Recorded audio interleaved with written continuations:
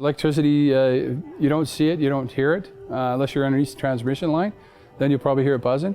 But other than that, it's too late. It travels at 186,000 miles per second. By the time you turn the light switch on, it's gone around the world 8 times. And if you make contact, there's no chance. It's not loud and flashy like a house fire, so you need to be cognizant all the time, especially when we're going to calls that involve down power lines or motor vehicle collisions or anything where electricity is involved. Our Hazardous Electrical Awareness Tutorial, HEAT is the acronym that we use, is for members of the public, digging community, first responders. The message is everybody goes home without injury. Anytime you can get together with the experts only makes our job safer. This is something that has a huge hazard potential, and it's extremely dangerous.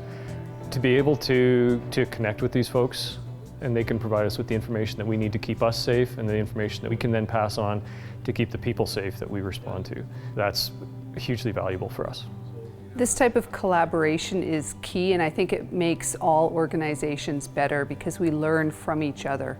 I don't think you can underestimate the attention you should pay to safety.